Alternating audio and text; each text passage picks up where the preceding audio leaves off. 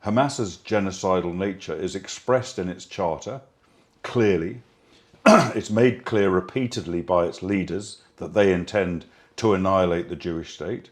And not only that, but you go beyond that and kill Jews elsewhere in the world.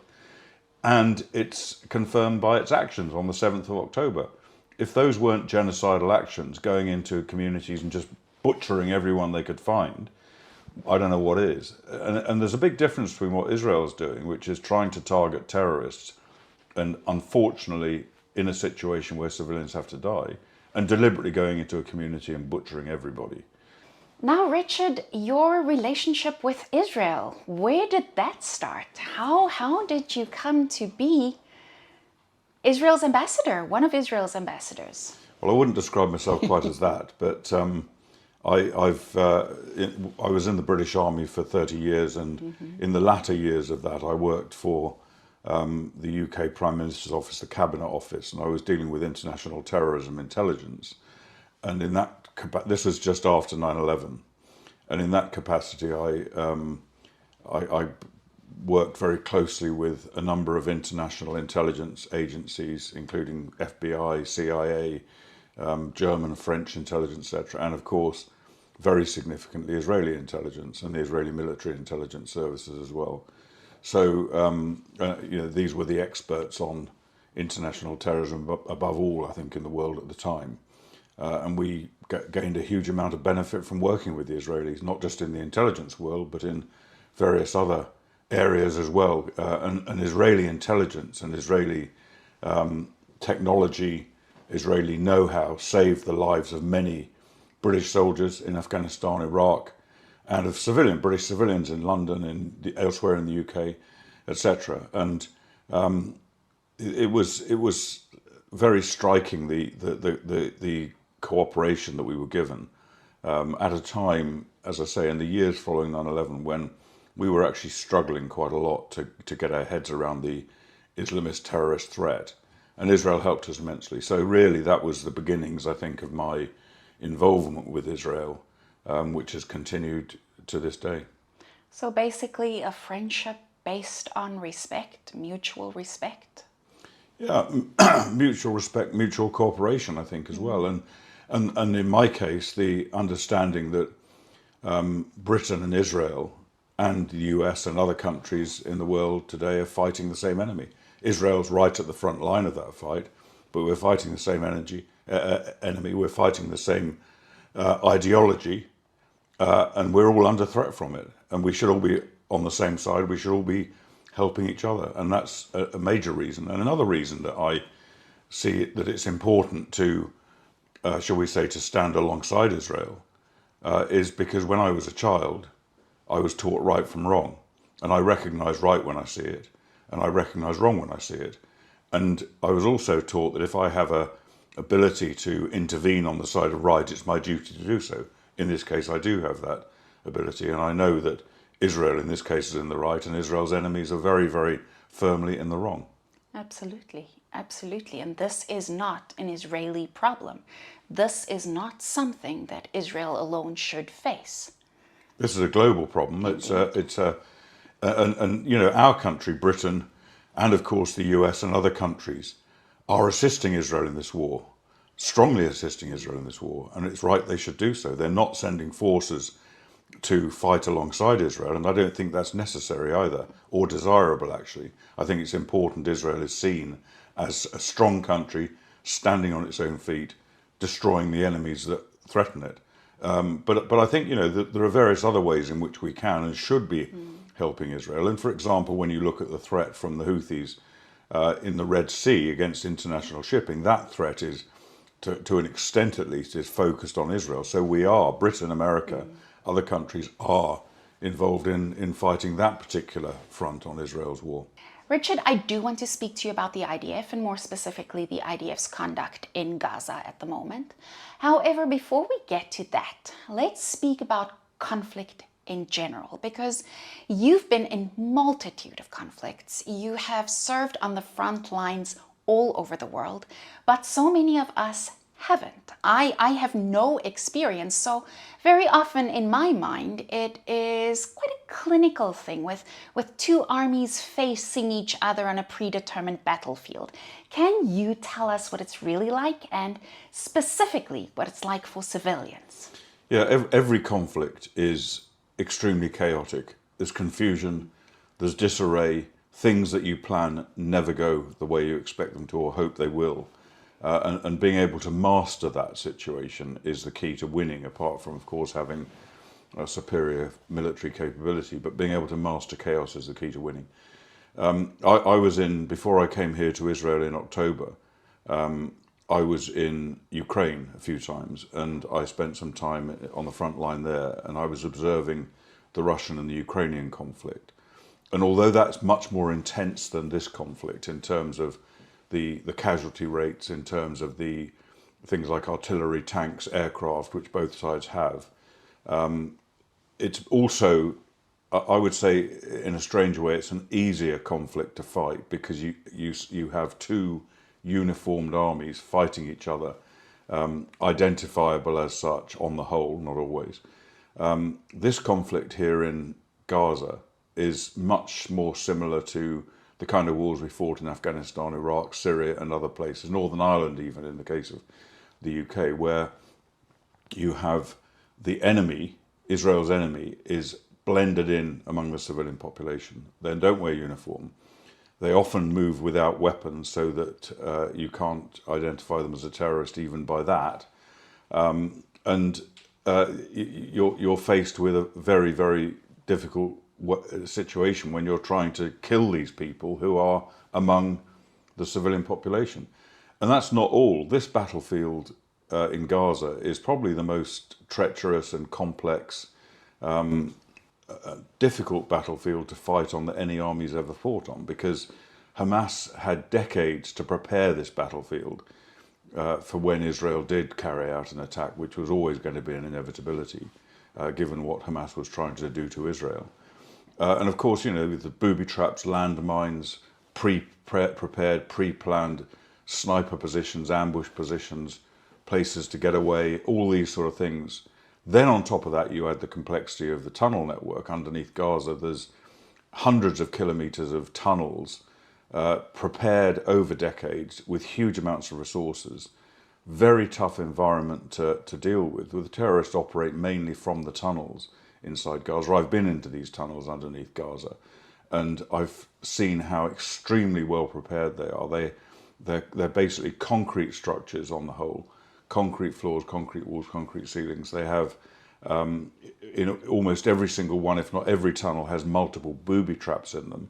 They have sniper positions within. They have even blast walls and heavy blast doors, so the tunnels can be compartmentalized to make it even more difficult to fight inside them. And I don't think any army has ever had to fight in such a complex and extensive tunnel network as this is. Then you've got the civilian population, and the civilian population is being used deliberately by Hamas as a weapon against Israel. Hamas's tactics are to try and force Israel to kill as many of their civilians, as many Gazan civilians as possible. This is a unique situation, I think. I haven't come across another enemy that has deliberately wanted its enemy to kill its own civilian population. And the reason for that, of course, is to encourage delegitimization of Israel, hatred of Israel, to isolation of Israel around the world, because Israel is killing innocent civilians, and Israel unavoidably is killing innocent civilians, but the problem is made more difficult because Hamas wants that to happen. It's a real unique and terrible problem. And it works every time, because every time Israel gets involved in a conflict with Gaza, with Hamas in Gaza or other terrorists in Gaza, the world condemns Israel. Whatever Israel does, it's wrong. The world condemns it. So that's another complex. Then you've got the hostages, many hostages inside Gaza. I don't know of any army that's had to fight in this sort of environment, and an urban environment is notoriously difficult to fight in. I don't know of any other army that's had to fight with hostages in this situation, which have to be, of course, very much taken into account by the Israeli Defense Force. And there's many other complexities. The final major one to stress is the intense spotlight on what's going on in Gaza from the world, the media, from international organisations, human rights groups, the UN, the EU, governments, etc., which of course make it even more complicated to fight because of the scrutiny that Israel's under. So basically, the IDF is writing the textbook as they go along. There's no prerequisite for it. This is the first time it's happening. There are many commonalities between this conflict and things like Afghanistan and Iraq, but you're right, it's absolutely unique. This is a one-off situation, I think, and that's recognised because armies from around the world, they have representatives here in Israel now, or have been in Israel, for the specific purpose of studying what the IDF is doing. Because one of the complexities and the challenges that things like drone strikes, which have been used extensively in Ukraine, but are a relatively new feature of modern warfare, how the IDF deal with that. And it's not just because of these challenges, it's also because of the way the IDF is fighting it. And the IDF has been phenomenally successful so far in this war. And armies, British Army, US Army, other armies around the world will want to be learning lessons from Israel's success in this challenging situation. Now, Richard, you have been quoted as saying that in your experience and observation, the IDF does more than any army in modern history to preserve the life of civilians. You've said that Israel is the most moral army in the world. Can you explain for us how does that look in practice? What does it look like practically? Well, I think it's true to say that the IDF go further than any other army that I know of, and I know pretty much all the armies, in trying to maximize the destruction of its enemy, Hamas, while trying to minimize the deaths, destruction and harm to the civilian population. And it puts phenomenal resources into that. First of all, it educates soldiers from the very first day they join the IDF about their responsibilities under the laws of armed conflict to treat civilians with respect, to treat them well, and not to deliberately target them. And while that may sound an obvious thing, and our armies do the same, British, American, other armies do the same thing, but the IDF, I think, put even more emphasis on it. And since I've been here, I've questioned IDF soldiers from the top level down to the bottom level about their understanding of their responsibilities under the laws of war. And to me, it's very clear they understand it extremely well because they've been indoctrinated with it since the word go. So that's the first thing. Then every commander in the IDF and every soldier practices what the law requires. In other words, they, for example, when there's an attack taking place among the civilian population, which is most of it in Gaza, they discriminate between civilians and military. They make a distinction. They do everything they can, and it's hard because, as I say, the combatants move without weapons, often in civilian clothes. When they're above ground, they know that pretty much every house in Gaza has weapons in it. Not every single house necessarily, but most houses have weapons in it. So when they go to a house, they can move around the streets from house to house, unarmed, therefore not necessarily a legitimate target, unless they can be identified in some other way as a terrorist, and then go to a house, pick up a rocket launcher, get some grenades, get some weapons, and attack the IDF with them. That's, again, it's an unusual way of operating, but it's the way they've been operating here. And careful distinction between the two. Warning, again, the laws of war require that the IDF warn the civilian population to leave an area, and if they can, get them to leave an area. That's more difficult, but they can certainly warn them, and they do. And warnings consist of things like text messages, voice messages, phone calls, leaflets being dropped, showing where an area is going to be attacked, where the safer area might be, and how to get there on a map. And this has done, millions of these leaflets have been dropped, hundreds of thousands of phone calls and text messages, etc., have been made. And every effort to get these people out has been done. And at the same time, when they're carrying out a deliberate attack, let's say against a building which they know contains terrorist or terrorist infrastructure, not only will they warn the civilians to go, they'll also monitor the ground from surveillance platforms, which will show them when the civilian population has left. And when that's happened, they will then strike. Sometimes, of course, accidents occur. Sometimes, for example, a building is hit with a specific type of munition designed to kill that to destroy that building and the people in it, but not necessarily cause wider harm. But if there's an explosive cache, Hamas explosive cache, in the building, it can cause more extensive damage. Sometimes a building will completely collapse. A tunnel underneath it will collapse as well, causing other collateral damage. So it's not a perfect system, but then war can't be perfect. And while all this is going on, Hamas very often is trying to stop the civilians from leaving the area. So Hamas, the IDF is doing all it can to prevent civilian damage and to comply with the laws of war. Hamas is doing the opposite. Not only are they firing rockets deliberately at civilian population in Israel, not only are they using their own civilian population to attack from, which is also illegal under the laws of war, they're also preventing civilians from leaving that area, which is again a war crime. So there's essentially 3 war crimes in almost every attack that Hamas and the other terrorists in Gaza carry out. In addition to all of this, and there are many other measures the IDF take, but in addition to all of this, you have the IDF have a very, very well developed intelligence system in Gaza, not in Gaza, but supporting the troops fighting in Gaza. I think a unique intelligence system which gives, which has specific large teams back inside Israel of intelligence staff dedicated to providing up-to-date, immediate intelligence on the threats to the IDF troops on the ground in a way that I've never seen done before. But in addition to that, apart from the key tasks of destroying Hamas and trying to rescue the hostages, these intelligence teams are focused also on minimizing civilian harm.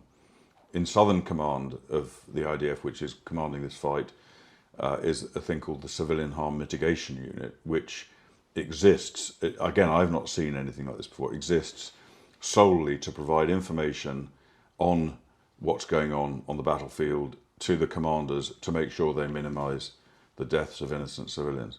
So these are all, and I think the in a way the proof of the effectiveness that the Israel Defense Force is having is shown by the casualty ratios.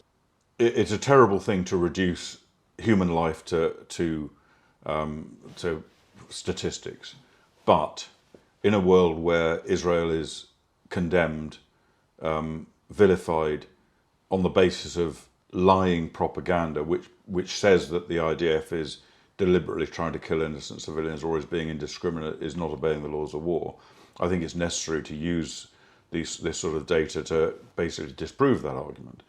And if you take the casualty ratios, the civilian to military casualty ratios, working on the figures that the Hamas Gaza Health Ministry has produced, which we can't rely on, but we don't have anything else. So let's assume for a moment they're roughly correct. Plus the IDF's assessment of the number of terrorists they've killed in Gaza since the ground war began. You have a ratio of approximately 1.3 or 1.5 civilians for every terrorist that's killed. And that does sound bad. It sounds as it should be the other way around at worst. But actually, if you compare that to other casualty ratios, the United Nations put out a report a few years back saying that in urban conflict, since the Second World War, around the world, the average casualty ratio have been 9 civilians killed for every 1 combatant, 9 to 1. That is disputed, that ratio, but that's what the UN said at one point. What we do know more accurately, perhaps, is that in Afghanistan and Iraq, the estimates are that the US and its allies, including the UK, inflicted approximately 3 to 5 civilian casualties for every one combatant. So if you compare the two, 3 to 5 to 1 and 1.3 approximately to 1, you can see that Israel is succeeding in a much more demanding environment, for the reasons I've already discussed, in minimizing the deaths of innocent civilians. My goodness, Richard. So you have Hamas on the one side, basically pushing their civilians into harm's way, Israel trying its level best not to hit them and to get at Hamas behind those civilians. And all the while, the world is going... Yeah, the world is upside down in this respect in particular. And you know, I was over here a few years ago with a group of generals, retired generals from around the world, from many countries in the world. And we were studying a previous conflict here in Gaza, which also involved land operations.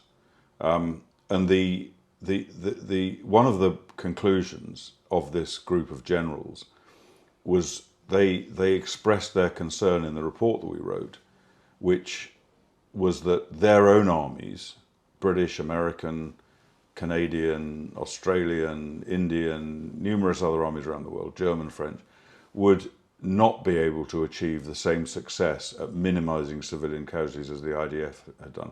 They felt the IDF had set, in a way, too high a bar in this area of warfare. Now, if we have this situation where the IDF is doing a stellar job, a much better job than has been done in history, where do you get the accusations that this has been the worst killing of civilians? This has been the worst civilian death rate in history. Well, this is part of a decades-long anti-Israel propaganda campaign. And that propaganda campaign says that Israel is an illegitimate country, Israel stole Arab land, Israel are illegal occupiers, Israel are illegal settlers, Israel's an apartheid state, and now, it's been said before, but particularly now, Israel is carrying out a genocide. And this is a narrative that has really started in the 1960s, and it actually began in Moscow. The whole anti-Israel narrative began with the KGB in Moscow, in cahoots with Egypt, and tried to turn what was a religious conflict, in other words, the Arab, the Muslims, determination that no country apart from, no entity apart from an Islamic entity could control this territory. So a religious war. And the Soviet Union tried to turn that from being a religious war into being a war of national liberation, as they did in many other places. And that's where it began. And many of the themes you hear, many of the river to the sea stuff, the apartheid, all of that began in Moscow. And so people who are parroting that now, they're parroting Soviet Union propaganda. But it's taken hold, and it's commonly believed, I think, in many countries in the world outside the Middle East, probably more so outside the Middle East than in the Middle East. And so, for example, on the 7th of October, most people agree what happened was barbaric, horrific, dreadful, but Israel had it coming. Because of all those things that I mentioned, all of which are lies, Israel deserved it. Israel asked for it. And even the UN Secretary General has said something like that. And anything Israel does in response is wrong, because Israel is illegitimate. It cannot really, it's not allowed to defend itself against this kind of aggression. So that's why you have these lies. It's an inevitability. And people actually, because most people don't know anything about it or understand it, most people believe it. Not only that, a phenomenon that I see is that even if Israel was right in retaliating, surely this has been enough. Yes, October 7th was horrible. Yes, Israel had every right to defend itself. But isn't this enough? Has the retribution and the payback not been enough? Yet this isn't retribution. This isn't payback. What is this? Well, this is Israel defending itself against a genocidal terrorist threat. Israel is accused of genocide. I mean, the South African accusations against Israel of genocide are an obscenity. What you've got is a Western democratic country observing international law, fighting against a genocidal terrorist entity. Hamas's genocidal nature is expressed in its charter clearly. It's made clear repeatedly by its leaders that they intend to annihilate the Jewish state. And not only that, but you go beyond that and kill Jews elsewhere in the world. And it's confirmed by its actions on the 7th of October.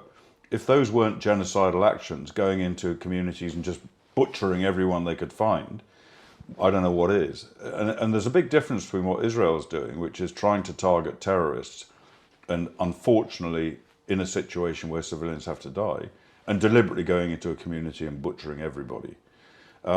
So that's the reality of what Israel's doing. It's fighting a genocidal terrorist organization which wants to destroy it. It's not about vengeance, it's not about retribution, it's about self-defense. Every country, any country in the world that was subject to that kind of depredation would respond as very closely to what Israel's doing. They have no choice. And if you look at the Second World War, something like, I think 3 million German civilians were killed in the Second World War, German civilians. Was that too much? It was necessary, unfortunately, it was necessary in order to destroy the Nazi regime, which was also intent on genocide and conquest. So, I would love it if this war ended now and if there were no more civilian deaths. Every civilian death in conflict is absolutely abhorrent, but the nature of conflict is such that it's an unfortunate adjunct, I suppose, to the need to defend the country. So, what I see is this. Israel is one of the most moral armies in the world. No one knows that except for Israel's enemy. And they exploit that. Yeah. Hamas, people say Hamas ignore the laws of war. Hamas don't ignore the laws of war. Hamas know the laws of war extremely well. They don't in any circumstances apply them to themselves, but as you say, they exploit Israel's adherence to the laws of war, and they exploit the world's expectation that the laws of war will be applied. And they do everything they can to manipulate the picture that the world gets to show Israel is not adhering to the laws of war. And it goes beyond even lies and fake propaganda, and for example turning an attack that there was an attack early in the war against the Al-Ali hospital in Gaza, which the Hamas accused Israel of perpetrating. The media jumped straight on that bandwagon. The BBC and other international media were pointing the finger directly at Israel and accusing Israel of killing something like 500 people in the hospital. It turned out it was I think an Islamic Jihad rocket which fell short and it may have killed a handful of people. I don't know how many, but it certainly wasn't anything like 500. So that sort of distortions are a part of it. But they go beyond that. There's a phenomenon called Pallywood, in which the Hamas terrorists and other extremist groups make movies. They fake movies. They show that Hamas have killed innocent civilians in Gaza, and it's just fake. It's just made up. And very often, because so much of the media is very keen to blacken Israel's name, they will take these movies and they'll use them as if they're fact. Whether they know that they're not, I would hope they don't know that. I hope they're just taken in by it. They're gullible rather than complicit. But that's the kind of extremes that Hamas and other extremists will go to. Now, we've spoken about the morality of the IDF, but where does that come from? Why the morality in the IDF? Why these high values? Why these high standards? The morality of the IDF in war is comparable to the morality of British, American, and other Western armies that fight in conflict. They adhere to the laws of war. The laws of war have pretty stringent requirements, primarily when it comes to fighting an enemy among a civilian population and dealing with things like prisoners of war or wounded enemy troops. But it's pretty clear, stringent rules that are adhered to by all of our forces. Obviously, there are exceptions to that. In every army there are bad soldiers. There are, in the circumstances of combat, people make mistakes as well. If you think about it, they're human beings. They're in grave danger themselves. They may have just seen their mates killed beside them. There's chaos, confusion, smoke, flames, explosions. They may be very tired. They may be very hungry. Numerous things that cause soldiers to make mistakes. So there are mistakes made. The IDF make them, we make them, etc. And you can see that also played out in some of the situations like friendly fire, blue on blue fratricide, whatever you want to call it, where members of an army will kill their own soldiers accidentally, and that happens here. It happens everywhere in every war. So I think the IDF is strongly adheres to the laws of war, but it also comes. I think that the need for it goes outside the laws of war as well, and I think it's explained by Judaism, and although I think I'm right in saying that most Israelis are not practicing Jews, Judaism still has a very, very strong influence over all elements of society in Israel, including the IDF. Whereas, for example, in Britain, Christianity used to be a very strong influence on everything as well. It's much less so now. Christianity is not dying, but it's not as strong as it ought to be. Whereas I think the virtues of Judaism, which is very similar to virtues of Christianity, are still strong, and that helps. And the other thing that I think contributes to the morality of the IDF is the fact that the soldiers are conscripts. In most other armies around the world, certainly the British, the American, other armies, everyone that's serving is a volunteer. They want to serve. They want to be soldiers, and that I think brings to the game a bit of maybe a greater level of aggression. And if you are in the IDF, the majority of soldiers are not there because they want to be soldiers. They don't want to get into battle. They have to because their country is under great threat and they have no option other than to serve in the forces. So they're people that want to be bricklayers, or they want to be computer experts, financiers, property. They want to work in a factory, whatever it is they want to do. That's what they want to do. They don't want to be soldiers. And I think that kind of adds to the strength of morality in the IDF. So, Richard, my last question. I go back to the quote that I opened with, saying there are two primary ways in which to look at the IDF. The one portrayed in the media and the truth. How do you see this playing out? That the truth is ever going to come out, or is this going to continue to happen into the future? How do you see this playing out? How do you see this war playing out in public opinion? Well, firstly, I go back to what I said before about this incredibly strong anti-Israel narrative that has taken hold of so much of the world, particularly among younger people. And I see it very hard. I see it as being very hard to loosen that. And when you add something we haven't spoken about, is Iran's role behind all this, which is extremely strong. Iran is behind Hamas, it's behind Islamic Jihad, it's behind Lebanese Hezbollah, it's behind so many other proxies in the region. And Iran is dedicated to the destruction of Israel and contributes to this narrative that permeates around the world. So I think it's very hard. It's very, very hard to shake that. And I'm pessimistic. I'm sorry to end on a note of pessimism. I'm pessimistic that this will change.